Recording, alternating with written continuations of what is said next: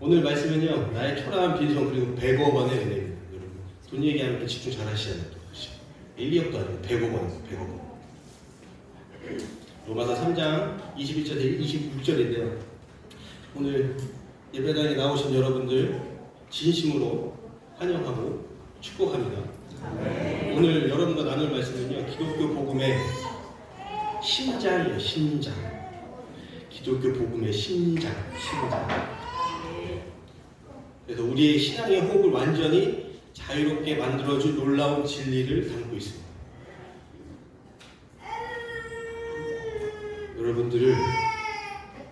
여러분의 신앙생활을 자유롭게.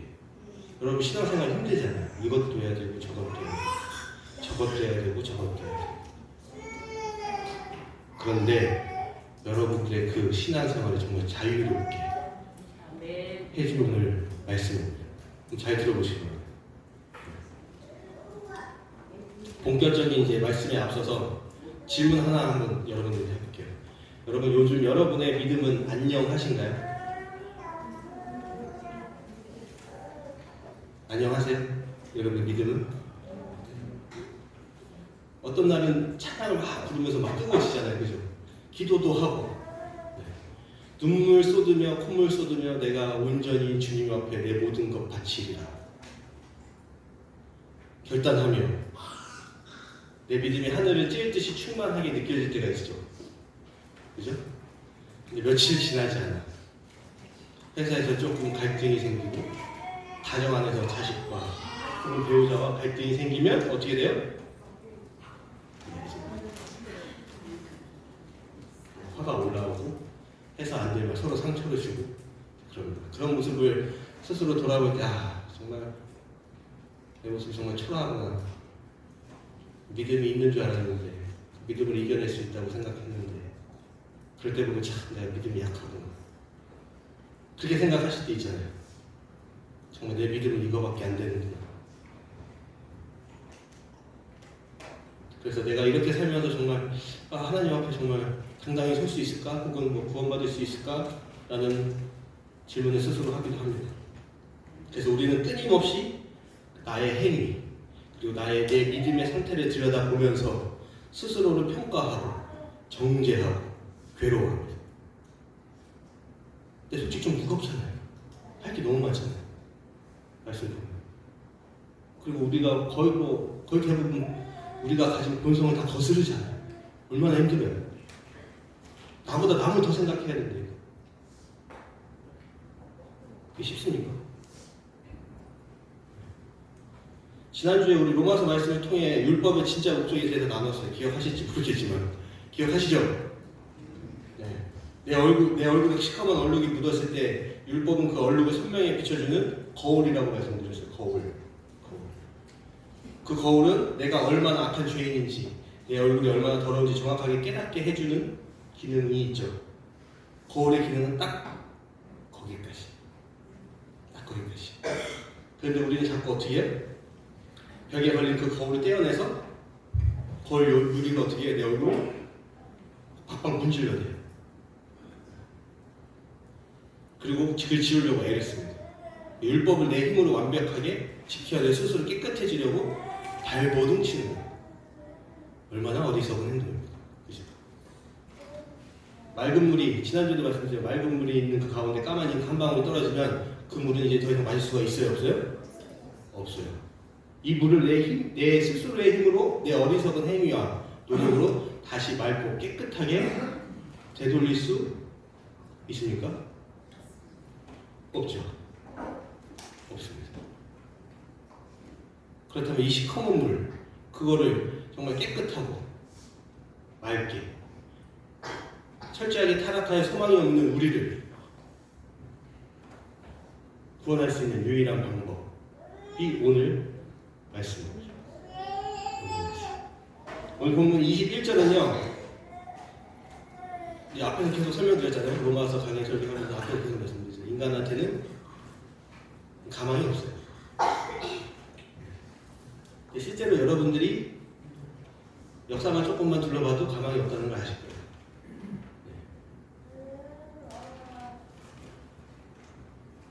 인간의 지혜가 정말 중요하다고 생각을 해서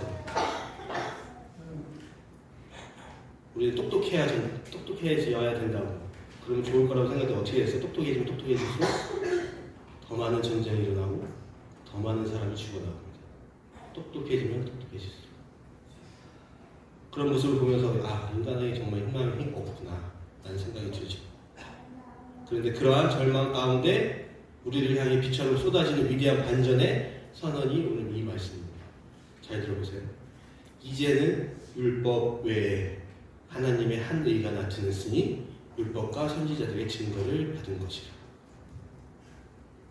여러분도 율법, 성경을 가지고 이렇게 지키려고 하는데 그거 외에 뭐가 나타났다고요? 하나님의 의가 나타났다. 의. 내 힘으로는 이제 얼룩을 지울 수가 없어요. 내 힘으로는 잉크를 빼낼 수 없는 완벽한 절망의 순간에 외부로부터, 내 안에서 가지고 외부로부터, 이거 중요합니다. 내 안에서 스스로 내가 뭔가를 만들어내는 게 아니고 외부에서부터 오는 것이에요. 그 외부에서 뭐가 와요? 하늘로부터 구원의 생명줄이 내려왔습니다. 그게 누구죠? 바로 참 인간이자 참 하나님이시고 예수님께서 이 땅에 오셔서 십자가에 죽으신 사실, 그 기쁜 소식, 복음 안에 하나님의, 그 안에 나타난 하나님의 의가 있습니다. 의. 그곳으로 여러분들이 구원을 받을 수가 있는 거예요. 근데 이 구원의 길은 갑자기 어느 날 갑자기 뚝 떨어진 게 아니에요. 하늘에서. 그렇게 생각할 수도 있지만 21절 하반절에 보면 율법과 선지자들에게 증거를 받은 것이라 라고 얘기하고 있거든요. 이게 무슨 말이에요? 구약성경 전체에서 그 많은 예언자와 그 많은 이제 선지자들이 예언하고 가르쳤던 그 화살표, 그 방향, 그 하나 누구예요? 예수 그리스도. 예수 그리스도는 구원이 마침내 찬란하게 나타났다는 뜻입니다. 자, 그런데 그걸 이어지는 22절, 이거 중요합니다. 22절에서도 사도 바울은 우리가 지금까지 굳게 믿고 있던 종교적 상식을 뒤흔들어요. 아주 충격적인 말을 해요. 여러분한테 질문 하나 할게요. 우리는 어떻게 구원을 받죠? 믿음으로. 그렇죠. 자동이에요. 그냥. 자동으로 나오죠.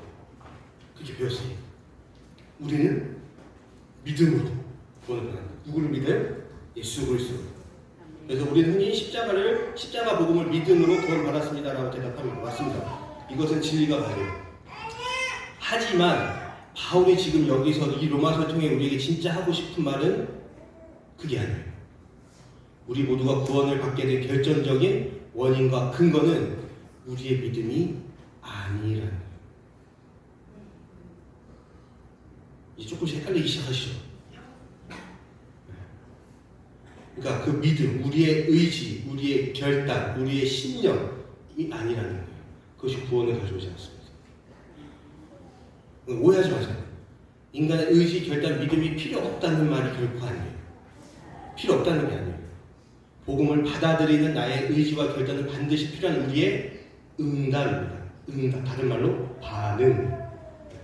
그러나 이 응답이 나를 구원해내는 원인이나 공로가 될 수 없다는 것이 바울의 피 끊는 외침입니다. 절대 아니다라고 외치고 있는 거예요. 절대 그럴 수 없다라고 외칩니다. 왜 그런지 22절 한번 보도록 할게요. 곧 예수 그리스도를 믿음으로 말미암아 모든 믿는 자에게 미치는 하나님의 은이 차별이 없느니라. 한글 성경은 이 구절 앞부분을요 지금 그대로 예수 그리스도를 믿음으로 말미암아라고 번역을 했습니다. 그래서 이게 무슨 말이에요? 내가 예수 그리스도를 믿는 나의 믿음이라는 의미가 되죠. 그죠? 내가 믿는 거니까 그 믿음이라고 얘기를 했습니다. 물론 이 번역도 신학적으로 틀린 말은 아닌데 지금 현재 수많은 학자들과 원어 성경이 밝혀낸 이 구절의 더 깊고 정확한 의미는 예수 그리스도의 신실하심입니다. 신실하심.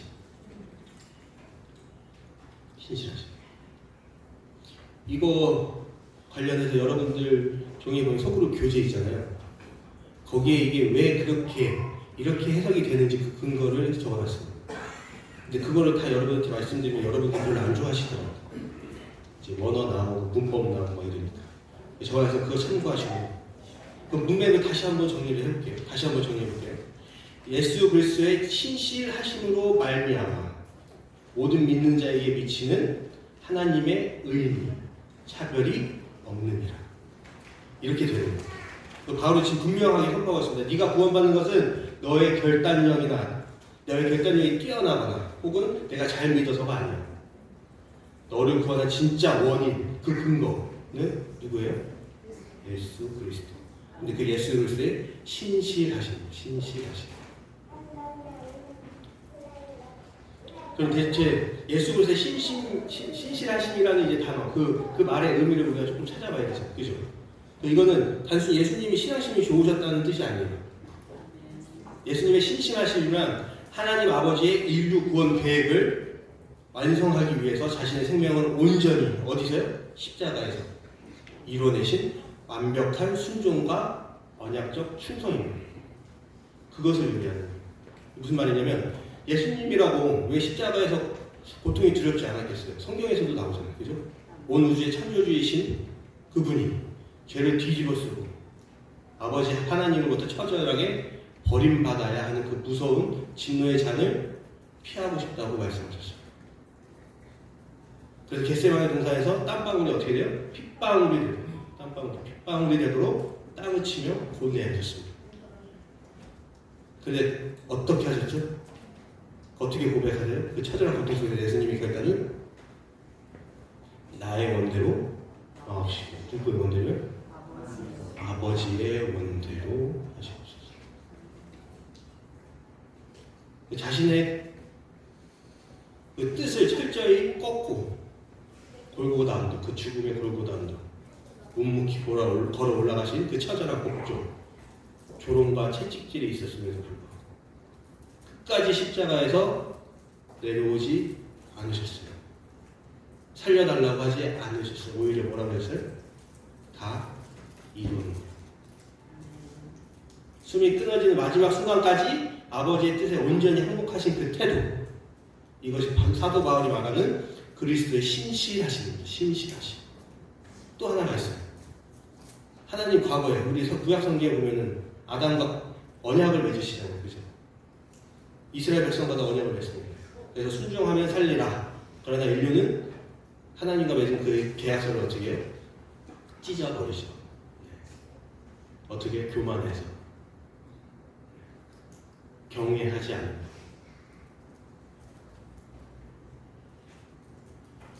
철저히 불신실했어요. 하지만 예수님께서 이 땅에 오셔서 당신이 흘리신 그 피로 그 갈기갈기 찢어진 계약서를 어떻게 하셨어요? 다시 이어붙이셨어요. 예수님께서. 이 완벽한 언약의 성취가 바로 예수님의 신실하심. 사랑으로 한 가족이 된 우리 나온교회 모든 성도 여러분, 우리가 구원받은 것은 바로 이 예수님의 신실하심 때문입니다. 믿으십니까? 우리가 잘 믿어서가 아니죠. 만약 내 구원의 밧줄이 나의 의지, 나의 결단력, 나의 믿음의 크기라는 기둥에 묶여 있다면 그 기둥은 너무나 부실해서 내 기분이 상하거나 그리고 고난이 올 때마다 어떻게 해요? 그 기둥이 뽑히겠죠. 그런데 우리의 구원은 하늘의 두 쪽 나도 절대 흔들리지 않는 겟세마네에서의 순종, 예수 그리스도의 그 순종, 그리고 찢어진 언약을 이어붙이신 그 십자가, 죽음까지 버티신 예수님의 신실하심이라는 완벽한 반석에 단단히 묶여있다는 그 줄이 끊어질까요? 끊어지지 않습니다. 그 기둥은 뽑히지 않습니다. 종종 성도님들이 이렇게 말씀하시는 분도 있어요. 목사님, 저는 주일 성수 합니다. 한 번도 빠진 적이 없어요. 헌금도 합니다. 11조도 합니다. 봉사도 많이 합니다. 이웃도 많이 사랑해요. 4시간 다 빼고 남들을 위해서 헌신합니다. 그렇게 열심히 하는데요. 구원받을 만한 믿음이 아닌가요? 그렇게 물으실 수 있죠. 냉정하게 말씀드립니다. 냉정하게. 그것은 구원의 근거가 아닙니다. 그것을 구원의 근거, 원인으로 이제 삼는 순간 우리는 다시 그 율법이라는 거울로 얼굴 다시 막 문대는 거예요. 그렇게 어리석은 짓을 하는 거예요. 예배, 헌금, 봉사, 사랑, 나를 구원해 주신 십자가 은혜가 너무 커서 구원받은 자가 감사함으로 반응하여 맺는 그 아름다운 열매일 뿐이에요. 내가 하는 것은. 다시 한번 선포하겠습니다. 우리는 오직 예수 그리스도의 신실하심으로 구원을 얻습니다. 그렇다면 22절 뒤에 나오는 곧 예수 그리스도의 신실함으로 말미암아 말씀드렸죠. 모든 믿는 자에게 미치는 하나님의 의니 차별이 없느니라라고 얘기하고 있어요. 그럼 두 번째 나오는 믿음. 모든 믿는 자에게 라는 말. 즉 나의 믿음의 역할은 도대체 무엇이냐는 거예요. 그 역할은 무엇을 하는 거예요. 하나님께서 다 하셨는데 그럼 나의 역할은 뭐냐고요. 내 결단과 내 의지는 어떤 역할을 하냐고요. 이걸 가장 쉽게 이해할 수 있는 비유를 하나 들어보겠습니다. 바로 100억 원의 예금과 초라한 빈손의 비유입니다. 하나님께서 이제 죽어가는 우리를 살리시기 위해 구원이라는 어마어마한 선물을 이제 준비하셨습니다. 여기서 앞서 말씀드린 예수 그리스도의 신실하심은 예수님이 자기 목숨을 십자가에서 내어주심으로 내 영적 통장에 꽂아주신 100억 원이에요. 그게 없으면 내가 살 수가 없어요. 그런데 죽으심으로, 돌아가심으로 인해서 어떻게 해요? 그 죄값을, 그 100억 원이라는 돈을 내 통장에 넣어주셨어요.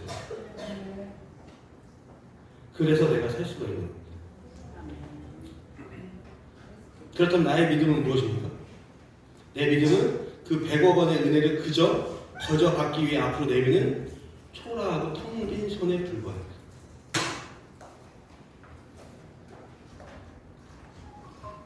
내 힘으로는 잉크 한 방울 떨어진 물도 깨끗하게 할 수가 없어요. 정화할 수가 없어요. 덜덜 떨리겠죠. 율법의 거울 앞에서 수치스러워 숨기고만 싶었던 떼묻고 텅 빈 손, 그 손을 주님 앞에서 겸손히 내미는 것.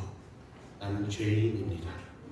나는 구원받을 만한 자격이 1도 없습니다. 라고 하면서 손을 내미는 것. 그게 우리 믿음의 역할입니다.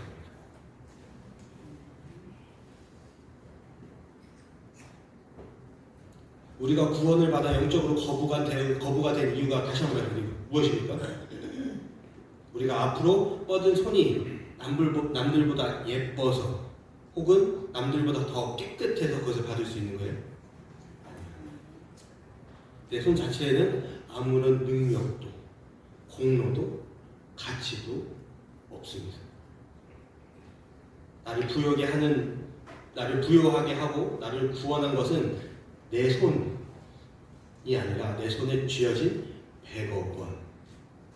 즉 그리스도께서 피 흘리신 십자가의 공로가 나를 구원한 것입니다.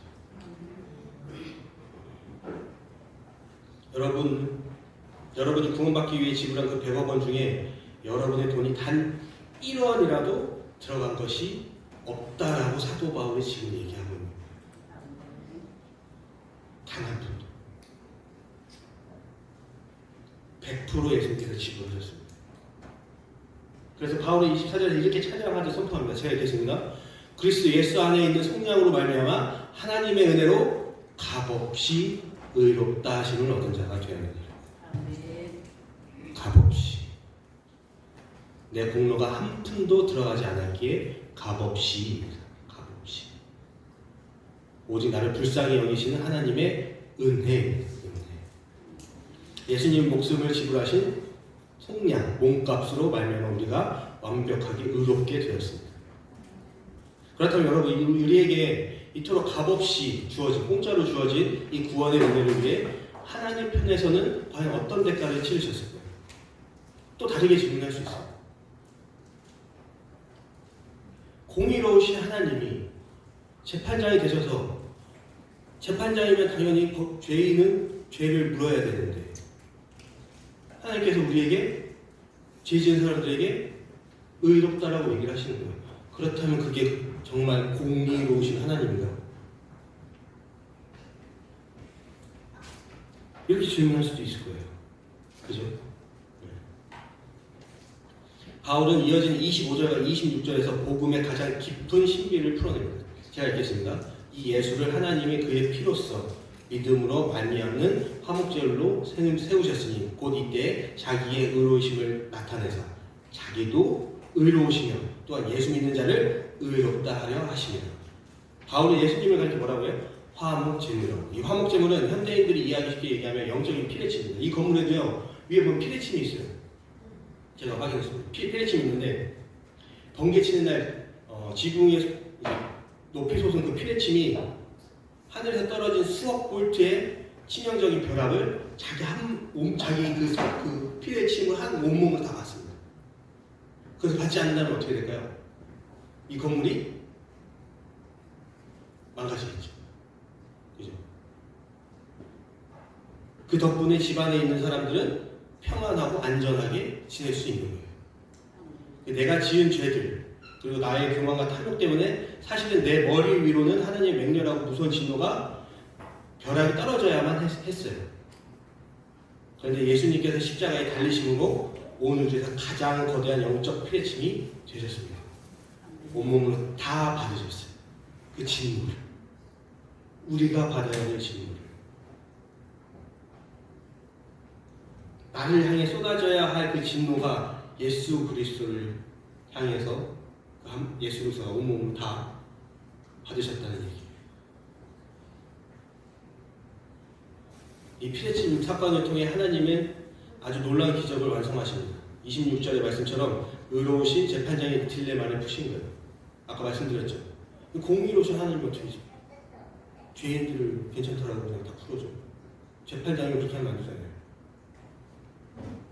만약 하나님 우리를 너무 사랑하셔서 너희 죄를 그냥 덮어줄게 하고 방관하셨다면 하나님은 죄를 처벌하지 않는 불의한 재판장이 됩니다. 그렇다고 법대로 우리를 모두 지옥에 보내자니 아버지가 가진 사랑이 실패하게 되겠죠. 딜레마가 생깁니다. 그래서 하나님은 재판석에서 재판장 되시는 그 하나님이 이제 어디로 내려오세요? 피고인의 자리로 내려옵니다. 그리고 당신의 하나뿐인 아들을 처참하게 찢으심으로 죄에 대한 무서운 분노를 다 쏟아내셨어요. 그래서 자기도 의롭게 돼요. 공의 그것이. 동시에 그 아들을 내어주면서까지 우리를 살려내셨습니다. 예수 믿는 자를 의롭다 하려 하십니다. 그것이 뭐예요? 사랑입니다.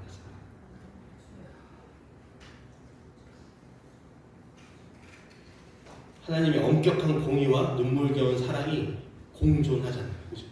한쪽으로 치우치지 않죠. 내가 받아야 할 형량을 누가 받았어요? 예수님께서. 공의로우신 분이시죠. 그분이 돌아가시면 우리가 어떻게 됐어요? 우리가 어떻게 됐어요? 의롭다함을 받았어요. 사랑. 내 손에 쥐어진 그 100억 원은 바로 이 끔찍한 진노의 벼락을 대신 맞으신 예수님의 피눈물로 만들어진 것입니다. 사랑으로 한 가족이 된 우리 나봉교회 성도 여러분의 말씀을 읽겠습니다. 오늘 이 자리에 여전히 마음 한구석에 무거운 종교적 짐을 이제 지고 예배해 드리시는 분들이 많은 것을 압니다. 교회만 가면 이거 하라고 저거 하라고 이래야 된다고 저래야 된다고. 목사님, 저는 뜨겁게 기도를 하지 못합니다. 저는 믿음이 없는 것 같아요. 저는 믿음이 적은 것 같아요. 남들만큼 저렇게 할 수가 없어요. 그리고 또 살다 보면 많은 죄에 넘어지고 그 유혹에 빠지게 됩니다. 그래서 나는 믿음이 없는 것 같아요 라고 말하시는 분들도 계세요. 스스로의 믿음 없음을 보며 자책하고 죄책감에 시달리시지 마시기 바랍니다. 그런 분이 계시다면 예수 그리스도의 그 십자가에서 흘리신 그 보혈을 바라보시기 바랍니다. 오늘 바울이 전하는 이 복음의 신장부에서 여러분의 그 모든 압박감과 강박을 십자가 앞에 완전히 내려놓으시기 바랍니다. 얼마나 편해요. 여러분의 구원은 여러분이 예수님을 얼마나 꽉 붙잡고 있느냐가 아니에요. 예수님이 여러분을 얼마나 꼭 붙잡고 있느냐.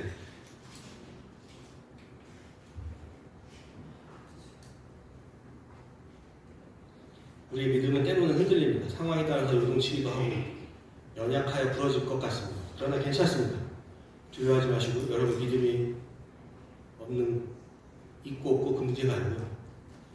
예수님이 여러분들 얼마나 잘 붙잡고 있는지 그 신실하심, 예수 그리스도의 그 신실하심 바라보신 여러분들 되시길 소망합니다. 여러분이 초라하게 내민 그 손, 빈손, 예수 그리스도의 피 묻은 신실하신 두 손이 결코 놓지 않으실 것이기 때문에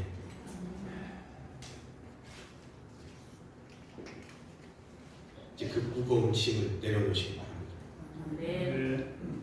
구원은 다시 한번 말씀드립니다. 내 안을 들여다보는 데서 오지 않습니다. 내 행위, 내 헌신, 내 믿음의 크기를 들여다보면 우리는 평생 불안할 수밖에 없습니다. 나 자신을 바라보던 그 불안한 시선을 이제는 거두고 누구를 바라봐야 돼요? 골고다 언덕을 오르시고 채찍을 맞고 십자가에 못 박혀 그 고통을 다 참아내신 십자가를 걸어보십시오. 나를 대신에 피의 침이 되어 살과 피를 찢으시며 내가 너를 사랑한다. 내가 내 생명 바쳐 다 이루었다. 라고 외치신 예수 그리스도의 완벽한 신실하심을 바라보시기 바랍니다. 나는 믿음이 없어. 나는 자격이 없는 것 같아. 하지만 내 빈손에는 나를 위해 진노를 대신 받으신 예수님의 그 십자가의 은혜가 쥐어져 있습니다. 나는 부족합니다. 여러분들 이 무거운 짐을 예수 그리스도가 다 담당하셨어요. 여러분들은 이제 그 은혜에 감사하는 반응만 하는 모습으로 말씀에 순종하시면 돼요. 물론 그게 잘 안 될 때도 있겠죠. 감사함, 이루 말할 수 없는 그 은혜를 생각하시면 됩니다. 다시 한번. 근데 또 그걸 못하게 하는 게 있어요. 이건 좀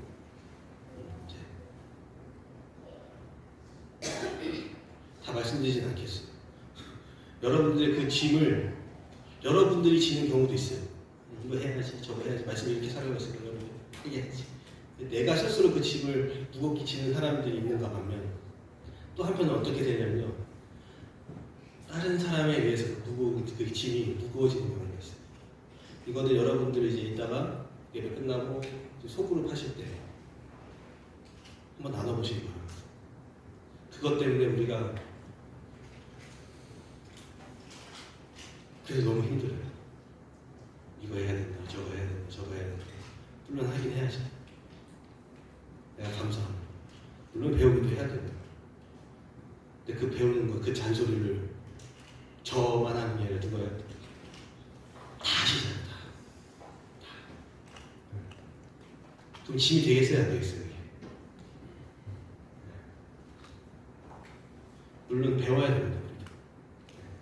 그리고 저의 목적은 제가 목자, 양을 키우는 목자는요, 여러분들이 그 죄 가운데서 벗어나지 않게 울타리 안에서 잘 보호하는 것이. 그래서 잘 가르쳐야 되겠죠. 제가 할게요, 제가 할 테니까 여러분들은 어떻게 하시라고요?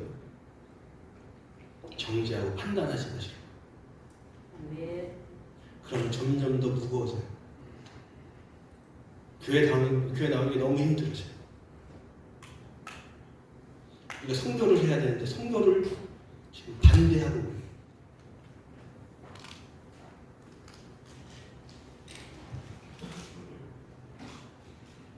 가르쳐야 될 상황이 있죠. 그럴 때는 해야 됩니다. 그러나 그 상대방이 정말 그 은혜에 정말 감사함을 느끼고 있는지가 더 중요한 거예요. 그것을 매일같이 곱씹으면서 정말 눈물로 감사함으로 나아가고 있는지가 더 중요한 거예요.